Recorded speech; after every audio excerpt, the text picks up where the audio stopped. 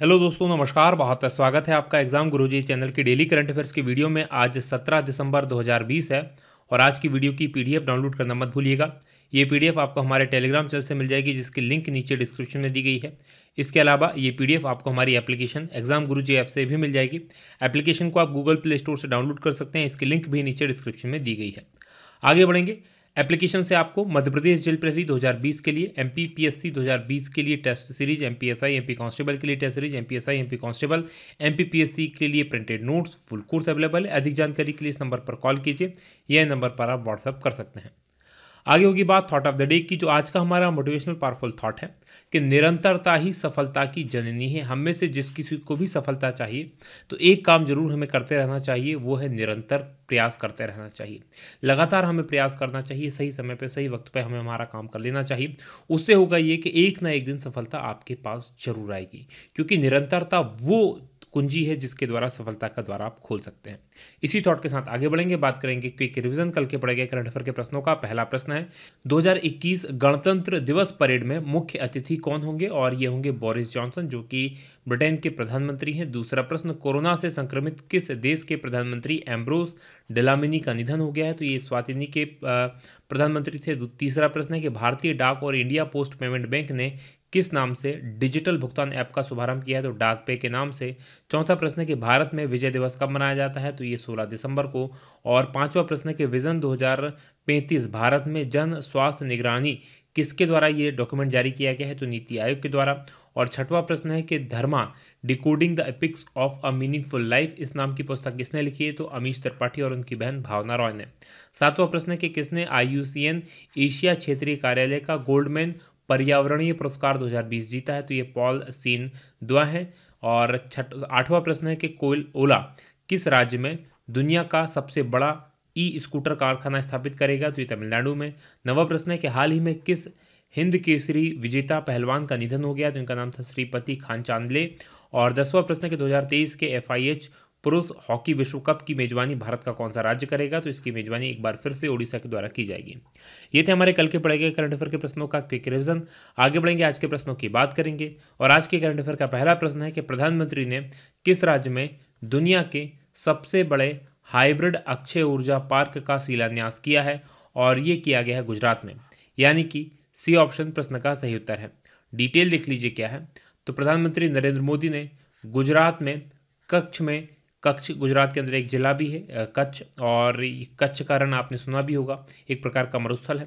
तो यहाँ पर 3 महत्वाकांक्षी परियोजनाओं का शिलान्यास किया है, और इसमें कच्छ जिले में विगहा कोट गांव में 30 मेगावाट का दुनिया का सबसे बड़ा हाइब्रिड अक्षय ऊर्जा पार्क, यहाँ पर सोलर एनर्जी की भी व्यवस्था की गई है, और वाइंड एनर्जी से भी यहाँ पर इलेक्ट्रिसिटी वगैरह बनाई जाएगी।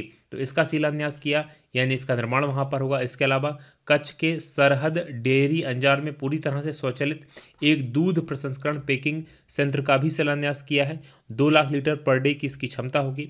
और कच्छ के मांडवी के पास गुंडियाली गांव में विलवनीकरण संयंत्र का शिलान्यास किया है। यहाँ पर क्या होगा, जो समुद्र का खारा पानी होता है उसको विलवणीकृत किया जाएगा, यानी कि उसको पीने योग्य पानी में बदला जाएगा, और करीब 300 गांव के 8 लाख लोगों की ये प्यास बुझाएगा। बात करेंगे अब हम गुजरात की, तो मैप में देख लीजिए गुजरात है और भारत का सबसे पश्चिमी राज्य है। राजधानी गांधीनगर है, मुख्यमंत्री विजय रूपाणी है, राज्यपाल आचार्य देवव्रत है। लोकसभा की 26 सीटें हैं, राज्यसभा की 11 सीटें हैं, विधानसभा की 182 सीटें हैं। प्रमुख राष्ट्रीय उद्यानों की बात करें तो गिर फॉरेस्ट नेशनल पार्क यहाँ पर है, ब्लैक बक नेशनल पार्क है, बसंता नेशनल पार्क है, और gulf Kutch marine national park है। वहीं प्रमुख बांधों में उकाई बांध है, धारुई बांध है, और सरदार सरोवर बांध है। बात करें दूसरे प्रश्न की कि किस कंपनी ने भारत में पेमेंट सर्विस शुरू कर दिया है, और ये शुरू किया गया है व्हाट्सएप पे के द्वारा, यानी कि ए ऑप्शन प्रश्न का सही उत्तर है। डिटेल देख लीजिए क्या है। तो फेसबुक की स्वामित्व वाली जो व्हाट्सएप है उसकी पेमेंट सर्विस शुरू हो गई है व्हाट्सएप पे के नाम से। 16 दिसंबर को भारत में ये शुरू हुई, और इसके लिए व्हाट्सएप पे ने देश के 4 बैंकों के साथ में अपना टाइप किया है, पार्टनर बनाया है। State bank of India, HDFC bank, ICICI bank और एक्सिस बैंक को अपना पार्टनर बनाया है। और अभी ये सेवा व्हाट्सएप के केवल 2 करोड़ यूजर्स को ही मिलेगी। जो हमारा भारत सरकार है उसकी तरफ से केवल 2 करोड़ लोगों के लिए ही ये सुविधा दी गई है। बात करेंगे अगले प्रश्न की, जो कि तीसरा है कि S&P standards and poor's global ratings, ये रेटिंग एजेंसी अमेरिका की, इसने वित्त वर्ष 2021 में भारत का जीडीपी संकुचन का जो पूर्वानुमान है उसको संशोधित करके कितना प्रतिशत कर दिया है, तो इसको इन्होंने संशोधित करके -7.7% कर दिया है, पहले 9% के आसपास था। यानी कि डी ऑप्शन प्रश्न का सही उत्तर है। डिटेल देख लीजिए क्या है, तो S&P यानी कि स्टैंडर्ड एंड पुअर्स, पहले इसको केवल स्टैंडर्ड एंड पुअर्स कहा जाता था, बाद में इसका नाम S&P ग्लोबल रेटिंग्स हो गया। तो इसने वित्त वर्ष 2020-21 के लिए जो भारत की जीडीपी वृद्धि दर है उसके पूर्वानुमान को -9% से कम करके -7.7% कर दिया है, और ये कुल मिलाकर अच्छा है। यानी कि हम पहले की अपेक्षा जो पहले अनुमान लगाया था उससे अच्छा भारत परफॉर्म कर रहा है। इसके अलावा अमेरिका स्थित ये जो रेटिंग एजेंसी है इसने भारत के विकास को अगला जो वित्त वर्ष होगा 2021-22 उसमें रिकवरी दर यानी कि लगभग 10% की वृद्धि हमारी जीडीपी में रहेगी, ऐसा इसका मानना है। बात करेंगे चौथे प्रश्न की कि जस्टिस JK माहेश्वरी किस उच्च न्यायालय के मुख्य न्यायाधीश नियुक्त किए गए हैं, और ये सिक्किम उच्च न्यायालय के मुख्य न्यायाधीश बने हैं। यानी कि बी ऑप्शन प्रश्न का सही उत्तर है। डिटेल देख लीजिए क्या है, तो न्यायमूर्ति जितेंद्र कुमार माहेश्वरी ये मध्य प्रदेश के मुरैना से हैं, ये आपको याद रखना, मध्य प्रदेश उच्च न्यायालय में ये जज भी रह चुके हैं। इनको सिक्किम उच्च न्यायालय का मुख्य न्यायाधीश नियुक्त किया गया है, और इससे पहले JK माहेश्वरी साहब जो थे वो आंध्र प्रदेश के उच्च न्यायालय के मुख्य न्यायाधीश के रूप में सेवा दे रहे थे। सिक्किम उच्च न्यायालय के जो वर्तमान मुख्य न्यायाधीश हैं अरूप कुमार गोस्वामी, इनको आंध्र प्रदेश उच्च न्यायालय के मुख्य न्यायाधीश के रूप में स्थानांतरित किया गया है। बात करेंगे अब हम आंध्र प्रदेश की और सिक्किम की भी, तो यहाँ पर पहले आंध्र प्रदेश देख लीजिए। ये आंध्र प्रदेश है, राजधानी इसकी हैदराबाद है, लेकिन अमरावती इसकी राजधानी शिफ्ट होनी है। मुख्यमंत्री जगन मोहन रेड्डी है, राज्यपाल विश्वभूषण हरिचंदन है। लोकसभा की यहाँ पर 25 सीटें हैं, राज्यसभा की 11 सीटें हैं, विधानसभा की 175 सीटें हैं, और विधान परिषद की 50 सीटें हैं। प्रमुख राष्ट्रीय उद्यानों में सरी वेंकटसोरा नेशनल पार्क यहाँ पर है, पापीकोंडा नेशनल पार्क यहाँ पर है, और प्रमुख बांधों में सोमासेला बांध जो कि पेनेर नदी पर है। इसके अलावा अगर आपसे सिक्किम का पूछा जाए तो यहाँ पर आप देखेंगे ये जो राज्य है ये सिक्किम है। ये इसका जो गठन हुआ था 26 जनवरी, ये 26 जनवरी 1960 को गठन नहीं हुआ था, ये बाद में बना था भारत का राज्य। राजधानी यहाँ की गंगटोक है, मुख्यमंत्री प्रेम सिंह तमांग हैं, राज्यपाल गंगा प्रसाद हैं। लोकसभा की 1 सीट है, राज्यसभा की 1 सीट है, विधानसभा की 32 सीटें हैं। प्रमुख राष्ट्रीय उद्यानों में कंचनजंगा नेशनल पार्क यहाँ पर है, यहीं पर कंचनजंगा और जो नेपाल की सीमा लगी हुई है भारत और सिक्किम की, भारत की और नेपाल की, उसी पर कंचनजंगा स्थित है, जो कुछ हिस्सा इसका सिक्किम और कुछ हिस्सा नेपाल में आता है। बात करें पांचवें प्रश्न की कि किस तटरक्षक जहाज को गोवा में जलावतरण किया गया है इसका, तो इसका नाम है सुजीत, यानी कि ए ऑप्शन प्रश्न का सही उत्तर है। डिटेल लिख लीजिए क्या है, तो भारतीय तटरक्षक का जो गश्ती जहाज है सुजीत, उसका 15 दिसंबर को गोवा में जलावतरण किया गया, और ये युद्ध समुद्र में गश्त के लिए हमारी जो कोस्ट गार्ड होती है, इंडियन कोस्ट गार्ड, वो क्या करती है, गश्त करती है। जैसे पुलिस रात में शहरों में और गाँव में पेट्रोलिंग करती है, उसी प्रकार से ये गश्त करता है समुद्र के अंदर। तो इसके लिए 105 मीटर सीरीज का दूसरा जहाज है, और इससे तटरक्षक की परिचालन क्षमता में इजाफा होगा। इस स्वदेशी निर्मित अप तटीय पोत का जो डिज़ाइन है और निर्माण गोवा शिपयार्ड लिमिटेड यानी कि GSL में किया गया है, और इस समय भारतीय तटरक्षक बल उसके पास 155 जहाज़ों का एक बड़ा है, और 62 विमान यानी कि हवाई जहाज और हेलीकॉप्टर वगैरह है। बात करें छठवें प्रश्न की कि किसको ग्लोबल वाटर वुमेन एंटरप्रेन्योर पुरस्कार दिया गया है, और ये पुरस्कार दिया गया है भारत के जो मंत्री हैं रमेश पोखरियाल निशंक, उनकी पुत्री आरुषि निशंक को, यानी कि सी ऑप्शन प्रश्न का सही उत्तर है। डिटेल लिख लीजिए क्या है, तो देश की प्रसिद्ध कथक नृत्यांगना है और स्पर्श गंगा अभियान की राष्ट्रीय संयोजक हैं आरुषि निशंक। इनको ग्लोबल वाटर वुमेन एंटरप्रेन्योर पुरस्कार 2020 से सम्मानित किया गया। इनको तस्वीरें यहाँ पर आप देख सकते हैं। The energy and environment foundation द्वारा गंगा स्वच्छता संरक्षण एवं संवर्धन के लिए ये पुरस्कार वर्चुअल कार्यक्रम में इनको दिया गया। आरुषि की बात करें, पिछले 1 दशक में स्पर्श गंगा अभियान के तहत गंगा और उसकी जो सहायक नदियाँ उनकी स्वच्छता संरक्षण और संवर्धन के लिए काम कर रही हैं। आगे बढ़ेंगे, बात करेंगे 7वें प्रश्न की कि हाल ही में चर्चा में रहा A68A हिमखंड किस महासागर में है, तो ये जो है दक्षिणी अटलांटिक महासागर में है, यानी कि ए ऑप्शन प्रश्न का सही उत्तर है।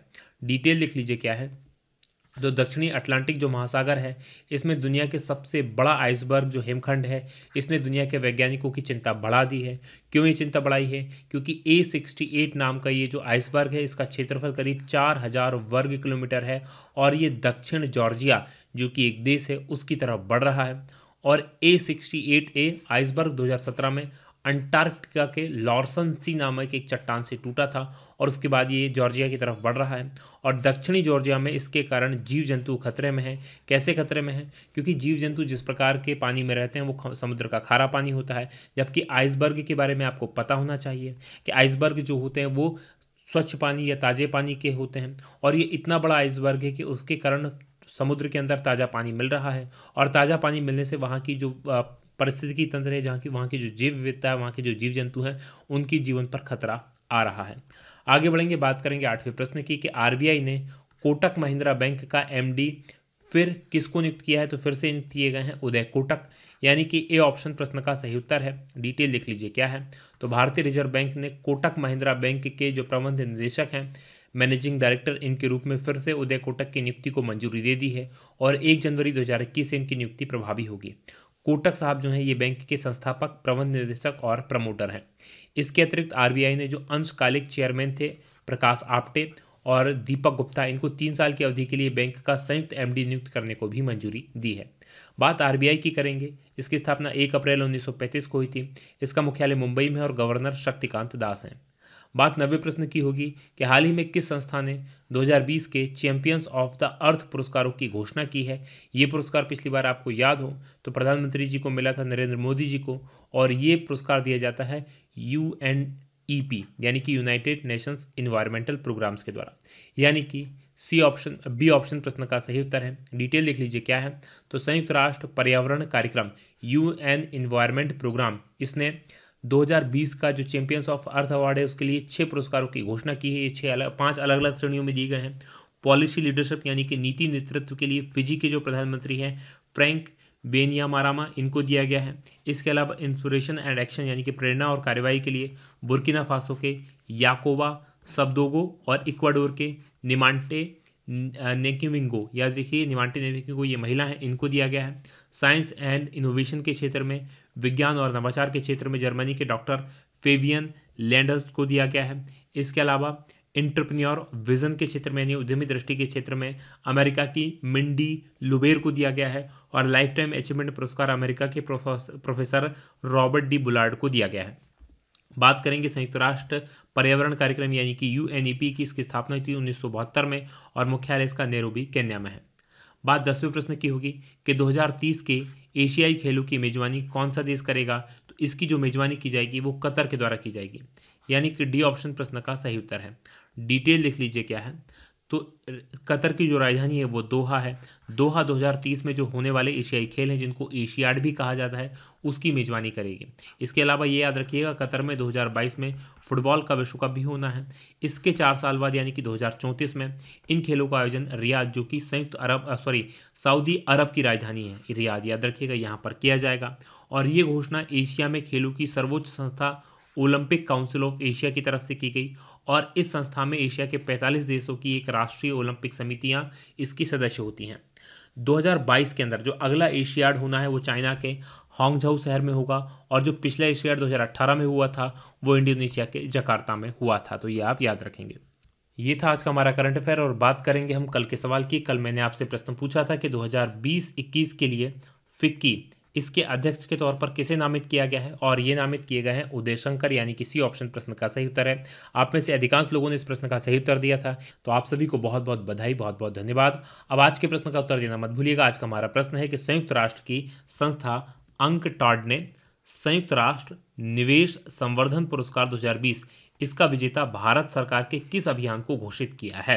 तो कमेंट करके बताइएगा कि इसका विजेता किसे घोषित किया गया है और ये वीडियो कैसा लगा बताना मत भूलिएगा। आज की बात करेंगे यहीं समाप्त। आप लोगों का बहुत बहुत धन्यवाद। जय हिंद, जय भारत।